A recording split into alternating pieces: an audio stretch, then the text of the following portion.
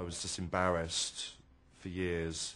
I mean, I don't think I actually told anyone what the problem was till I was about 20 or so.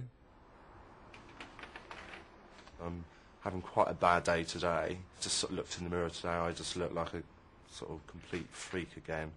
I call it my elephant man days sort of thing, where I look really bad. 28-year-old Londoner John Cook has been held hostage by BDD since he was 14 years old, unable to break free from a desperate need to look in mirrors. Any sort of mirrored surface, you know, I can't walk down the street without looking in a car window, and, you know, just anything shiny really. You know, I used to spend like whole days just going backwards and forwards from a mirror, just hoping I would sort of catch sight of myself looking something resembling human. What do you find wrong with your appearance? It's mainly the sort of size of my head. I sort of think it's about twice the size of normal people, and sort of my features and stuff like that. I sort of think I look like a witch. Can you go out this door right now? No. Why not? I'm not ready, and I haven't checked. Kiara panics at the very thought of people seeing her. As part of her recovery program, she's meant to go to the letterbox 3 times a day. Simple for us, a huge hurdle for her. Not really. I also check for like cars that might be moving, anything where there might be people. Can you stop yourself doing this? Doing what? What you're doing right now? No. I couldn't. It usually takes Kiara at least half an hour to convince herself it's safe to walk through the door. What are you looking for? People. It's just a few steps, but they're the hardest Kiara will take today. And what if they were there? What would you do? Go back inside. Right, so what are you worried about them seeing? Me, my face. Oh, someone. What's wrong? Tell me what's wrong. Someone in a car over there. You can't look at them? No. And I know it's irrational, and that's why I laugh, but yeah. Can we go back inside now? Sure. What is it that you're worried about people seeing? Like, if I was someone else, I wouldn't want to have to look at me. It's almost as if I don't want to offend other people with my face. If somebody was to say to you, snap out of it. They obviously had no idea what they're talking about. You can't snap out of it. What a stupid thing to say. Is any of it attention-seeking? No. I do not believe it's attention-seeking. For the body dysmorphic sufferer, their illness is very real to them. What lengths will people with this illness go to get rid of their flaws? Oh, they'll go in to try and get cosmetic surgery done. Sometimes these individuals will undertake surgery themselves to alter that part of their face. Of course, that leads to further injury. I started putting peroxide on my face, which was horrible when it burnt my skin off, but I was convinced that I had to burn all the pimples off.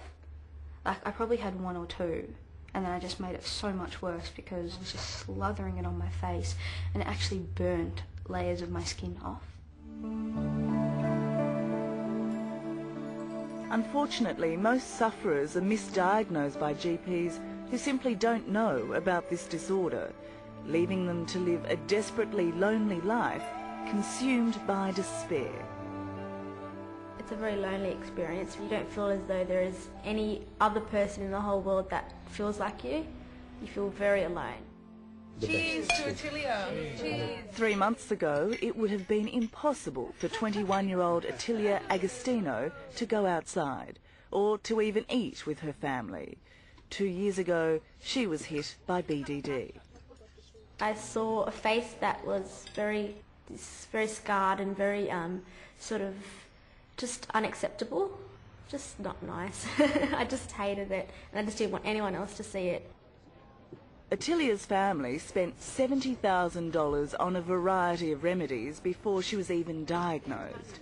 She's one of the lucky ones, a rare success story. Intensive counselling and antidepressants have turned her life around. When I finally found out that I do have body dysmorphic disorder, it just made me feel so much better, thinking, wow, you know, there are other people out there that feel the same way, and I'm not alone. So that was a big step for me. Following treatment, she's re-established her relationship. She's been moving around, socialising and enjoying life. In time, I think she will be significantly better. Whether she's completely recovered from it, I don't know. Almost back to my normal self now. Yeah, you are. Nadine has been on antidepressants for 3 months. She's now strong enough to go outside, and walking here with Mum, she seems to have put her darkest days behind her. I'm just so happy to see you smile. Do you still think about dying? It's been a long No. time. No, I don't. There's just too much to live for. And I've got so much ahead of me.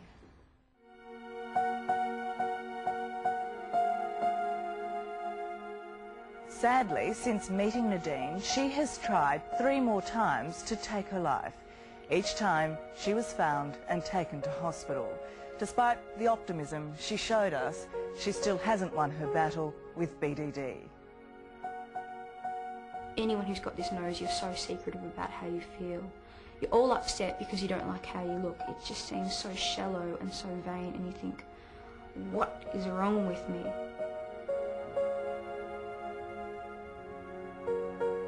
Kiara, like most sufferers of BDD, yearns for the day when a mirror is just a mirror, when a passing glance reflects what the rest of the world sees, when obsession goes and there's time again to enjoy life. I realise now that what I see is probably different to what other people see when they look at me.